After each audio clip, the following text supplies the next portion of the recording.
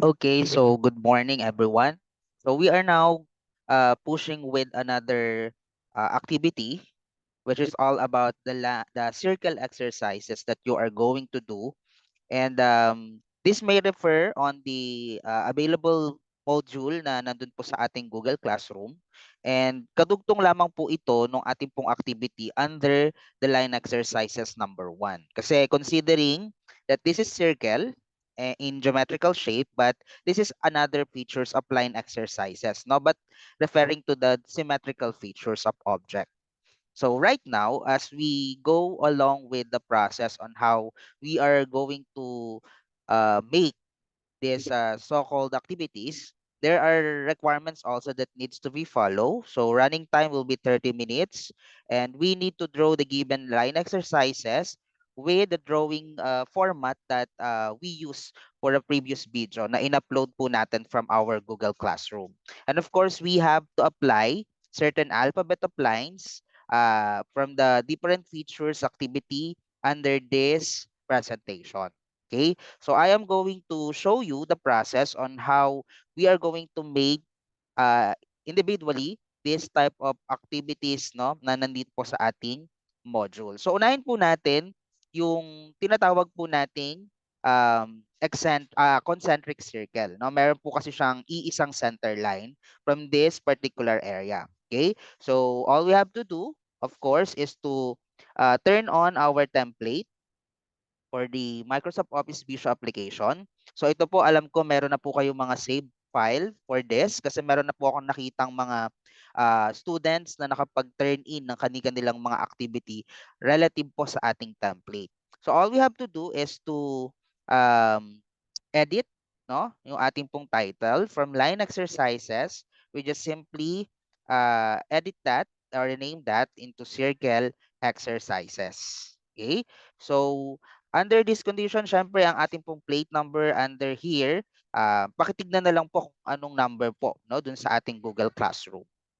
And right after that, syempre, simulan po natin ulit yung paggagawa ng ating pong activity based po dun sa requirements, no, na pinapakita natin dito from the module. So syempre, we need to divide again the drawing features into its 8 equal features. Okay? So the same process on how we deal with the line exercises, no, na meron tayong 8 hati from the drawing interface. So, syempre, gamit po ulit tayo ng, tawag natin dito, crisscross method. Okay?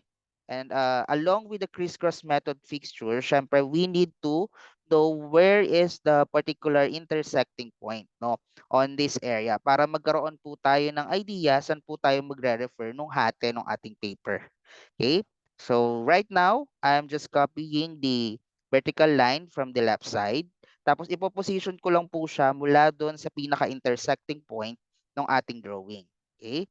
And basically, syempre, kalagi po nating i-check if this vertical line has a degree of 90-degree angle. Okay? Kasi sabi ko nga sa inyo, konting uh, movement lang po, no, or maling drag ng linya, nagkakaroon po ng disalignment from the angle, no, referring to this condition.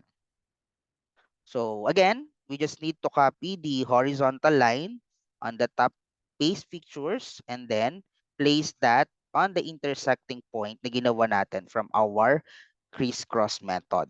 Okay? And with that, we have 4 equal, what do you call that? Rectangular shape, no? Dun po sa ating drawing interface. And of course, to do the other certain parts of these particular features, we just need to have another line from here on both edge po ng ating pong drawing paper para makuha naman natin yung intersecting point para sa susunod na ating hati. So medyo sasobrahan ko lang kasi tatanggalin naman natin yan later. Okay? So all we have to do is to copy the vertical line on the center and then position that under the area kung saan po nagkaroon ng intersecting point on the second crisscross method na nilagay natin. And then, the same on the right side ng ating paper.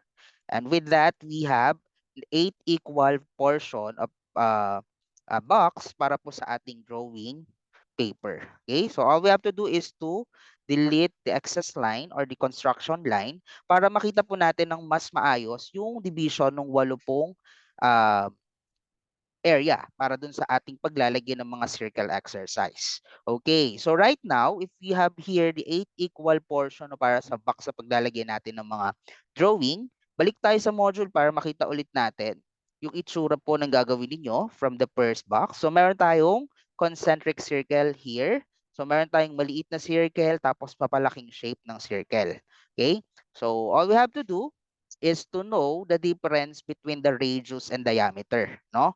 In onboard drawing, if we are going to use the radius, no, sa isang particular na circle, mula sa center going to its circumference, dun po nagre-refer yung size description para sa radius. While on the diameter, we just need the whole circumference itself para po ma-identify ano yung magiging diameter ng ating circle. So dito po sa ating activity under the use of Microsoft Office Visio application, dalawang klase lang po yung ginagamit ko, no? Para ma-identify natin alin po ba yung radius at alin po ba yung diameter based po sa shape description na binuksan natin from this activity file. Okay? So unahin po natin yung tinatawag nating center drag circle. So if I am going to use this at ilalabas ko po siya dito, may kita po ninyo yung activated grip from its center going to the circumference. Ito po yung nagre-refer sa sukat ng ating radius. While this one, yung circle basic shape na nandirito naman, if we are going to drag this all throughout the drawing, may kita nyo po yung grip niya, ibang-iba dun po si grip under this drag circle. Kasi dito, from the nodes or from its circumference going to the other circumference, dun po nagsisimula yung point at sukat para sa circle na ito. So ito naman po yung pinagagamitan natin ng diameter. So I hope you know what is the difference between these two type of circle, no, na gagamitin natin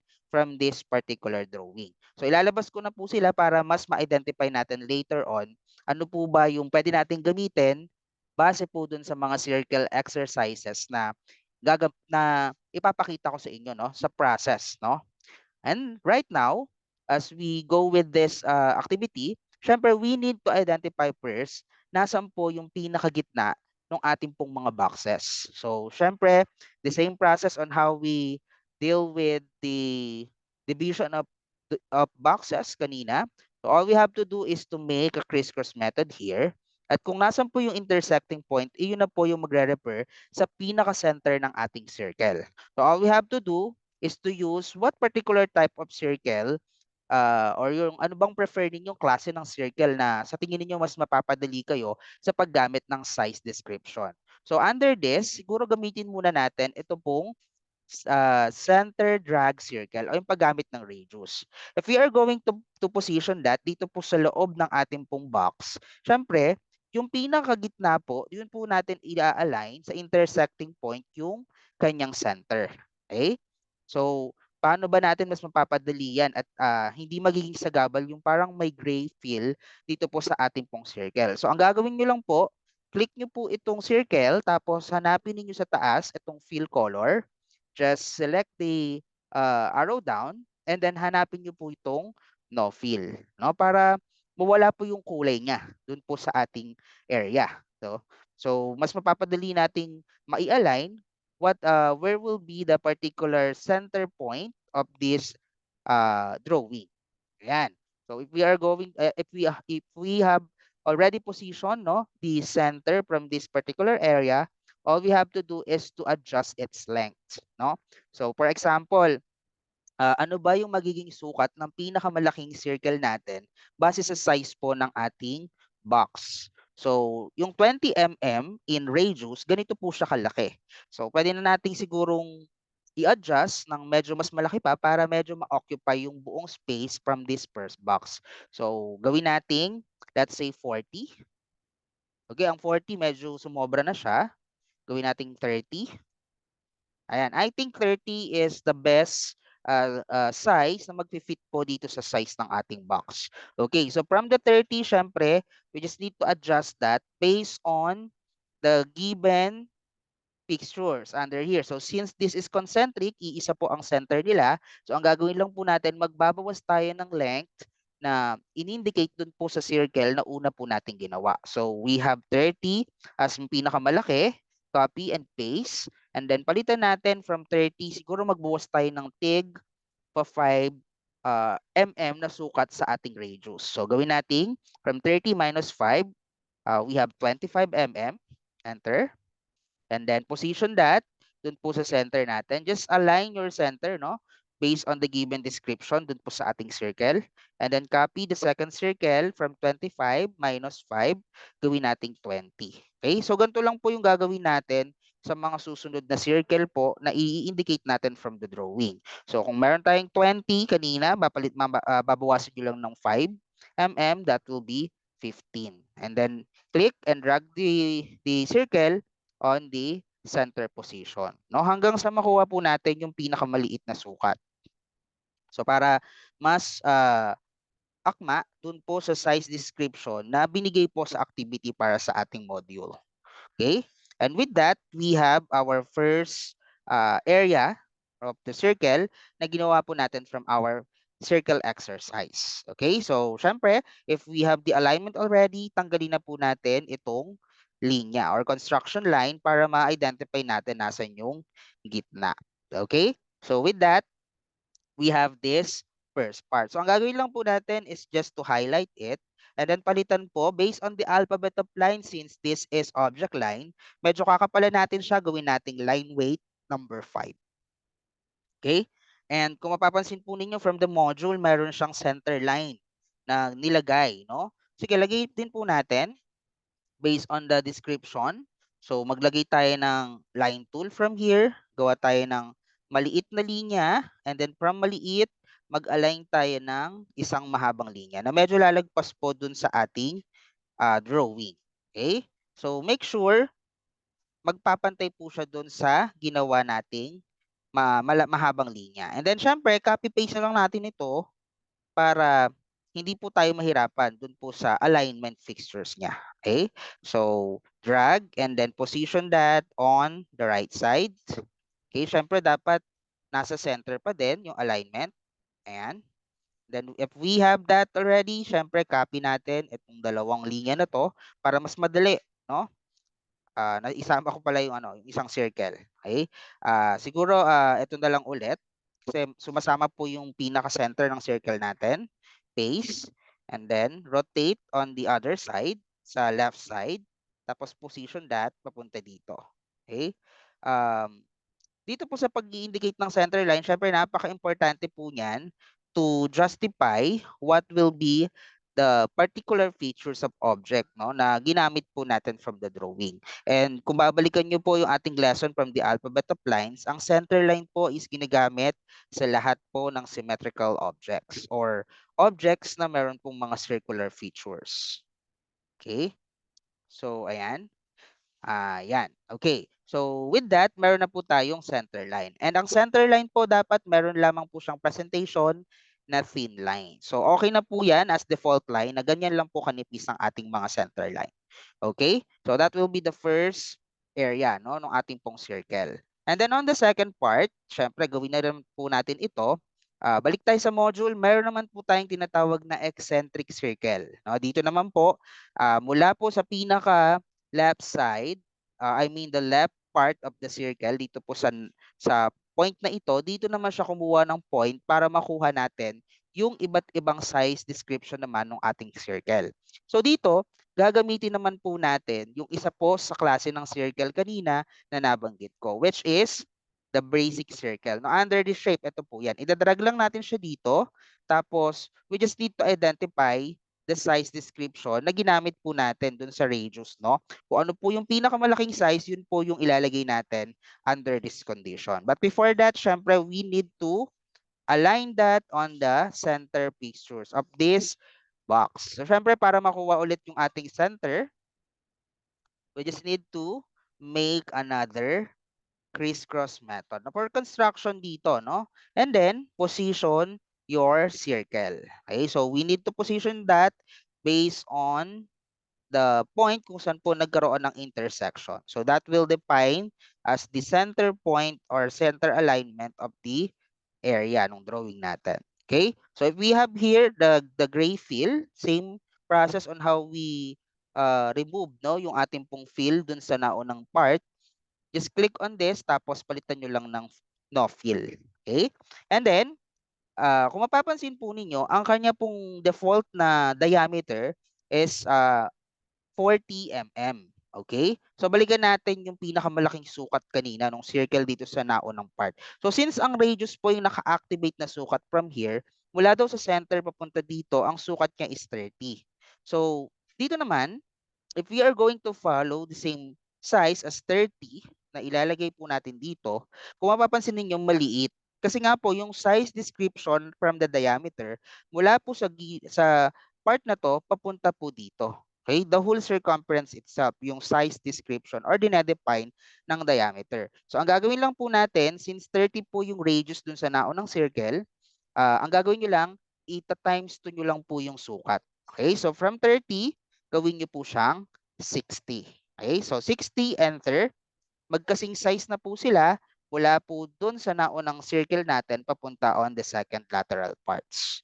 Okay? So I hope you follow para medyo meron po tayong transition based on the size description in between the use of centered rag circle and the basic circle. Okay? So to continue, just copy paste this part. So copy natin, then paste it.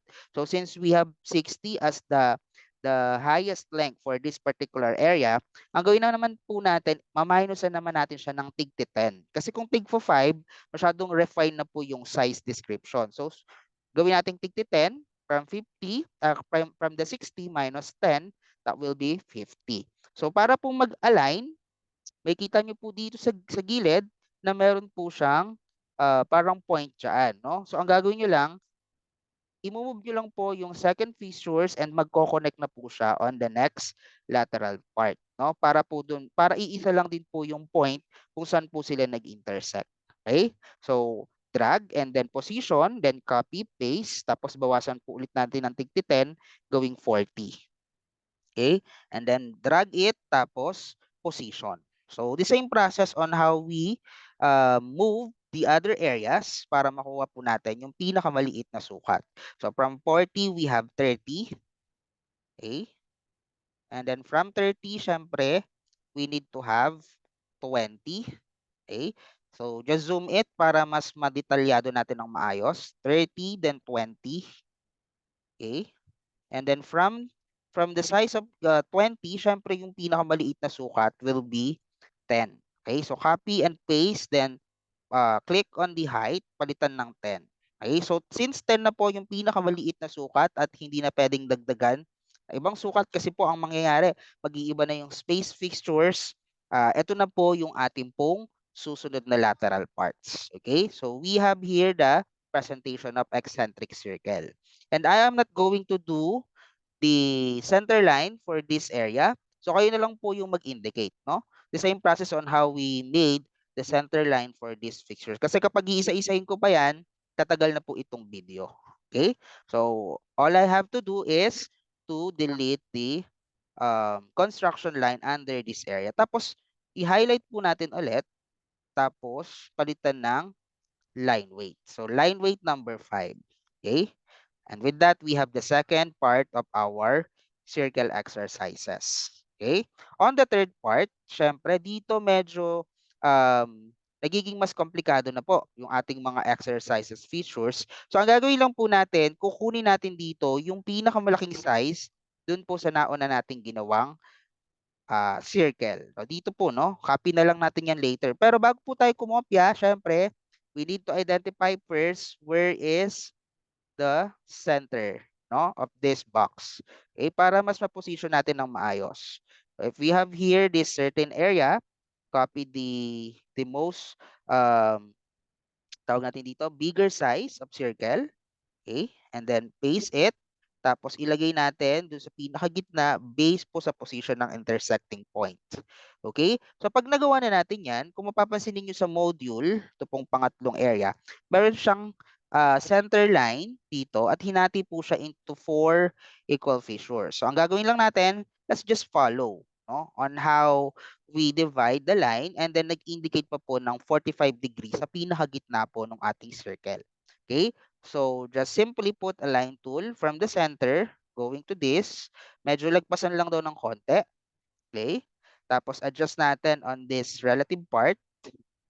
And then another, tignan mo, hindi naka-center yung aking circle. So, i-position natin ng maayos. Medyo nagiging Aussie ako pagdating sa mga ganito eh. Ayan. Okay, so ayan. And then, let's have another copy on these pictures. Okay, pag copy, syempre, we just need to put a 180-degree line from here and then put it on the intersection point or on the center of our circle. And then right after that, tanggalin natin itong constructing line on this area. Tapos gawa tayo ng tinatawag na 45-degree from the center. Okay? So para malaman po ninyo kung tama po bang 45-degree yung nagawa nating linya dito, punta kayo sa angle. And then makita nyo po dito ilang degree yung naka-indicate sa linya na ginawa natin. So since this is 45 already, ang gagawin na lang po natin is i-adjust natin siya sa haba naman dito sa quadrant part ng circle natin na to. Okay? Ayan. So copy na lang po natin ito. Paste. So sir, naiba na po yung kanyang angle. Ang kailangang position papunta sa kabilang side. So ang gagawin nyo lang from this angle, palitan nyo po ng negative 45 degree. Maglagay kayo ng negative. So ano po ba yung negative na yon? Gamit tayo ng on-screen keyboard. Ito siya. Okay? Just click on this. Ayan, mayroong nakalagay na negative 45. Tapos, enter. Ayan. Kung mapapansin niyo, nag-iba na po yung direction ng ating linya.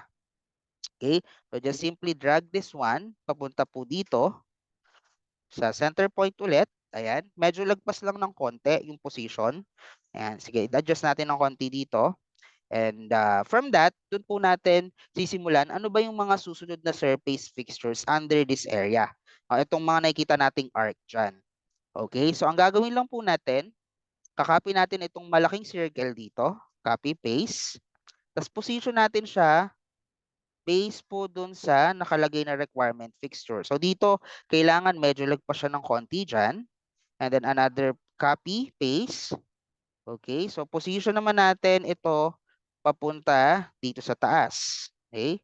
Na naka-refer po doon sa limiting line dito po sa 180-degree line natin. Ayan, kung mapapansin niyo, we have here this another certain features. Okay? So ang gagawin ko po ganito na lang no para hindi tayo paulit-ulit doon sa area fixtures ng ating drawing. Tanggalin ko muna ito.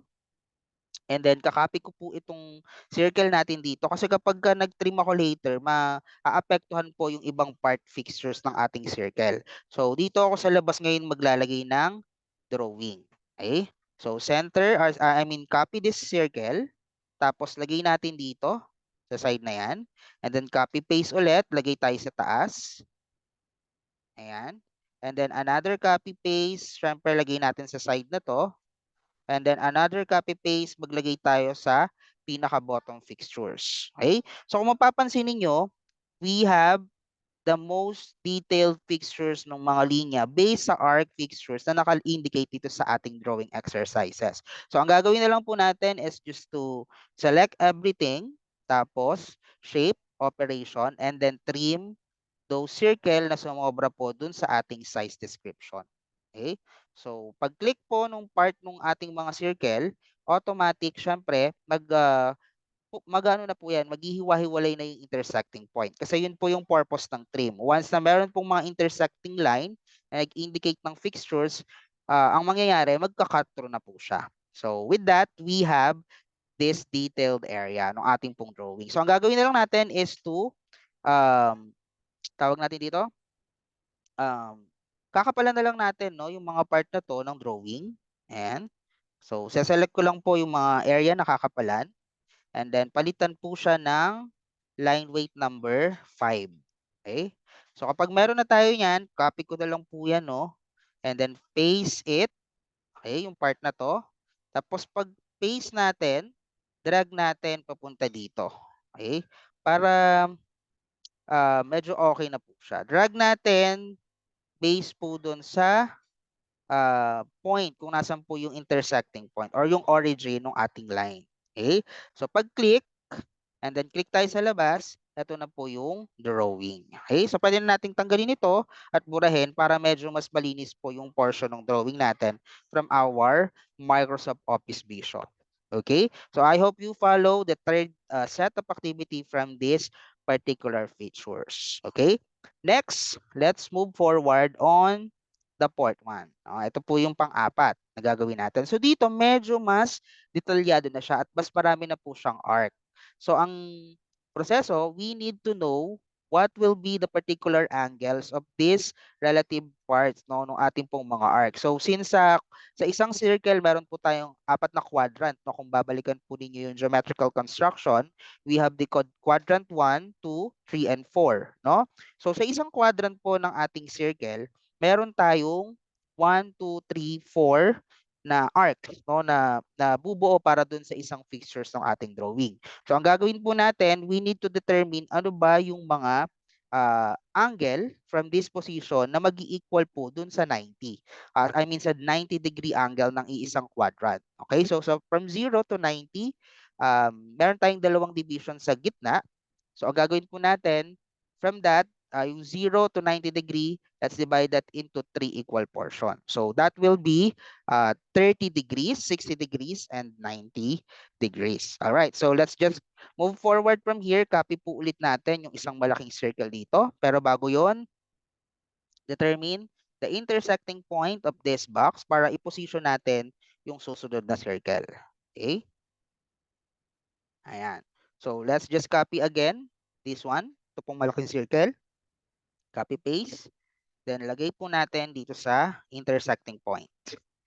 Okay, so if we have here the intersecting point, pwede na nating tanggalin ito para hindi siya maging hindrance later dun po sa magiging size description ng linya. So gawa po tayo ng 90 degree and then 180 degree on this portion.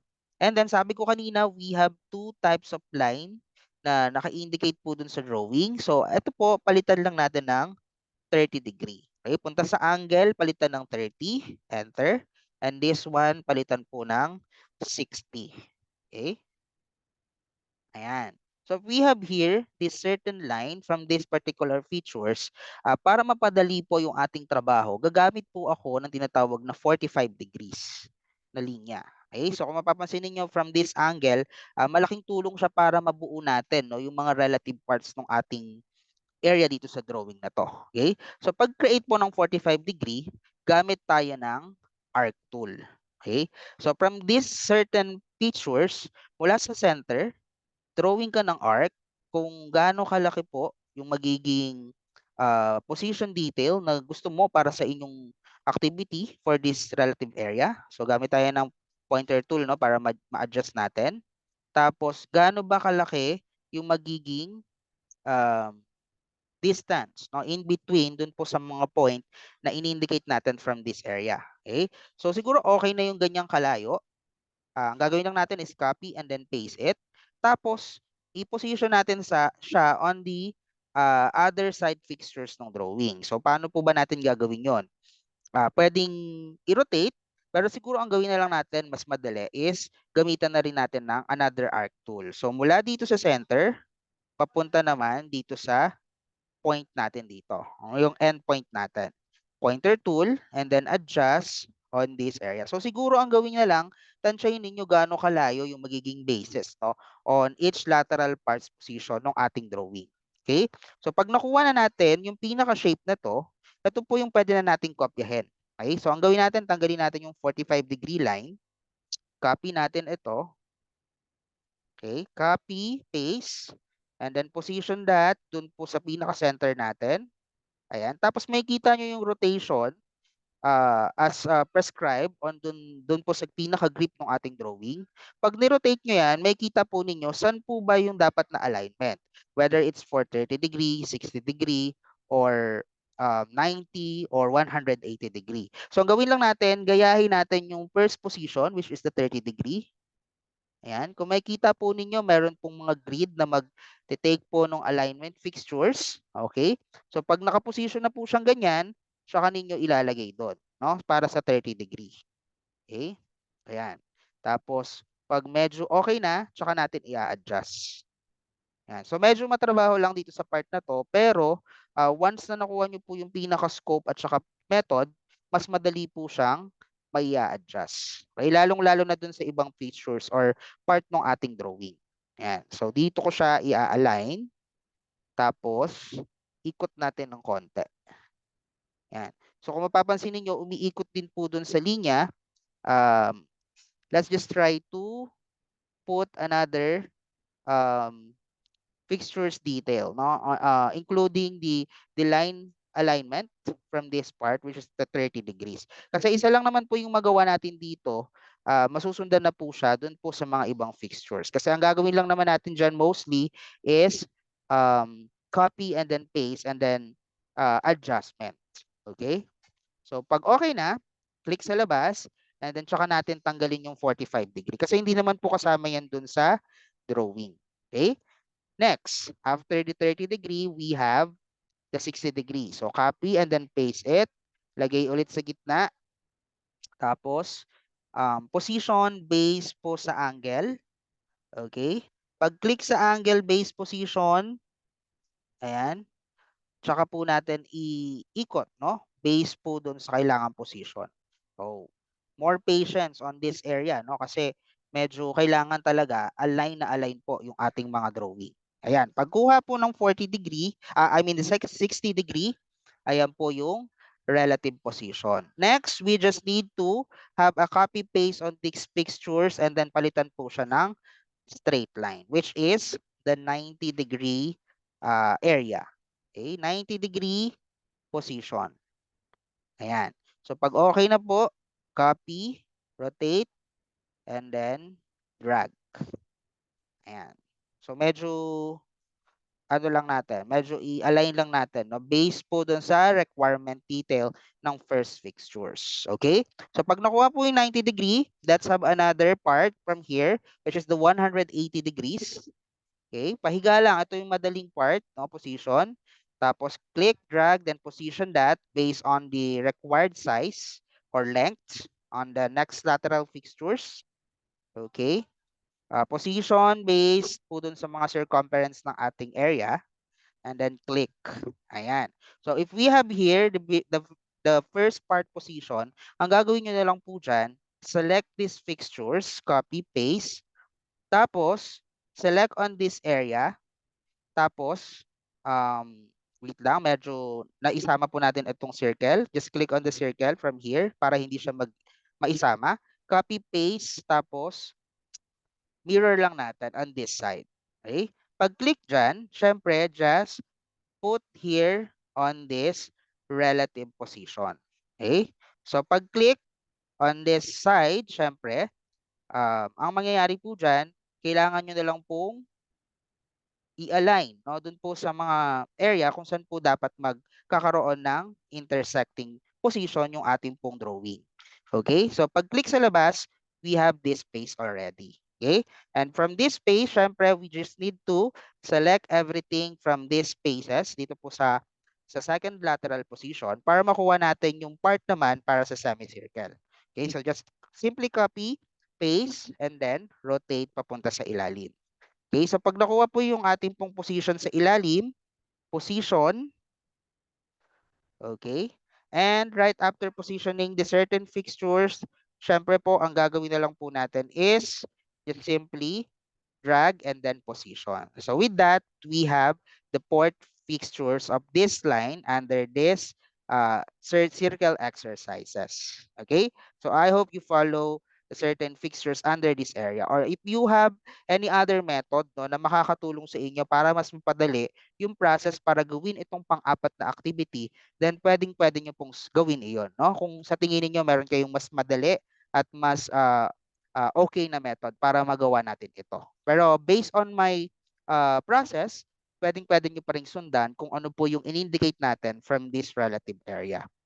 On the fifth one, syempre malapit na po tayo, no? Ito na lang po yung aking i-demonstrate dyan, yung pang-5 at saka pang-6. Pero since pareho lang po ito ng method, ang gagawin lang po natin is this one and then simply copy it going to the 6 box and then adjust on the desired angle. Okay, so let's do this certain part of area ng drawing natin.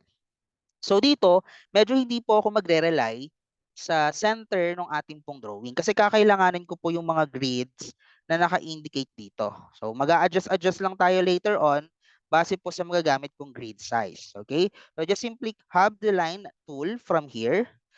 Kuha po tayo ng magiging point of intersection natin from the grids. No? So kunwari, ito po yung pinakagitna natin. From this point, magbilang tayo ng 4 na grid. So we have 1, 2, 3, 4 on this part. And then, let's have line fixtures from this area na tig-4 po yung size. So, based po dun sa ating layo, mula po sa pinaka-origin, gawa po tayo ng 4 na grip. No? From here, 1, 2, 3, and on the port level. Okay? So, parang ganyan lang yung gagawin natin. No? And then, on these fixtures, gagamit po tayo ng arc tool. Okay? And ang arc tool po, makakatulong siya to identify saan po yung mga relative parts na pwede nating dagdagan or lagyan ng arc.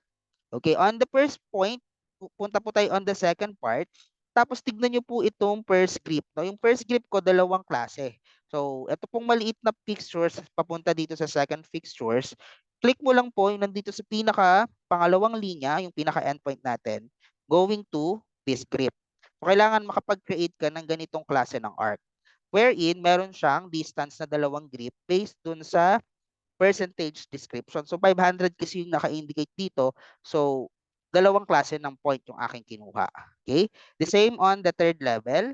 Kuha tayo ng arc all the way through the second grip.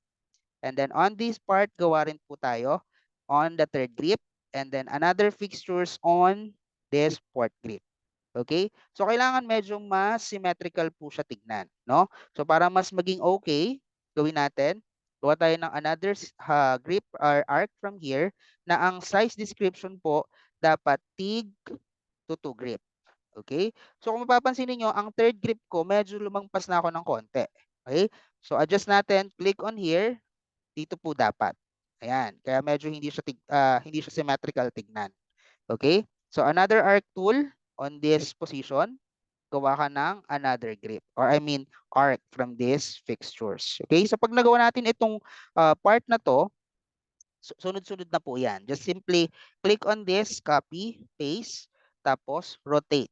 Okay? Rotate on the left side no, ng ating pong drawing and then drag it going to the point kung saan po dapat natin sila lalagyan ng intersecting lines. Okay? So from here, medyo sumobra tayo sa grip. 1, 2, 3, 4. Okay? Adjust tayo ng konti. Ayan. And then copy ulit, paste. Papunta naman sa baba. Okay? So, importante po yung alignment fixtures sa construction na to kasi kapag meron po kayong sumobrang linya under the condition of uh, making this project, magkakaroon po ng disalignment. Tsaka magkakaroon ng disorientation yung mga lines. Okay? And from here, we have these spaces, no? Yung ating pong circle exercises number 5. So kapag ganyan po kaliit, ang nagawa, pwede lang po nating i-resize yan. So, click on this, tapos lakihan natin based po sa laki po or sa size ng ating flip box. Okay? So, line weight, gawin po nating line weight number 5. Okay? So, gitna ng konti, ito po yung magiging fixtures. And for our last part, no, na meron pong ganitong klase rin ng problem, just simply copy that, tapos rotate natin dito, and tignan po natin kung yung requirement angle ba is sa tingin niyo naka 45 degree, then pay it. Okay? So, pag click niyan, just simply click dito. Okay? Meron pa tayong naiwang part doon, no, na hindi na kopya. Okay? So, copy rin natin siya. Ayan. Copy, paste, tapos 45 degrees. Okay? Ang 45 degrees natin, dapat yung base fixtures ng construction, dapat medyo align po siya. Okay? So, with that, we have the 6 part fixtures ng ating pong drawing. And for our number 7 and 8 box, kung titignan nyo po dito sa ating module, nakalagay dyan, you have to create your own design using the combination of straight line and curved line. So, ibig sabihin po dito sa number 7 and 8, kanya-kanyang design fixtures na po yan. Ang kailangan, mayroon po akong makikita na combination po ng symmetrical features ng object and at the same time, merong mga straight line. So, it's up to you kung ano pong klase ng classification yung line na gagamitin ninyo, whether it's vertical line, horizontal line, or inclined line, as long as meron po siyang combination ng mga symmetrical features. So, that's it. And please see to it that every requirement from this activity are followed. All right? So, yun lamang po and thank you.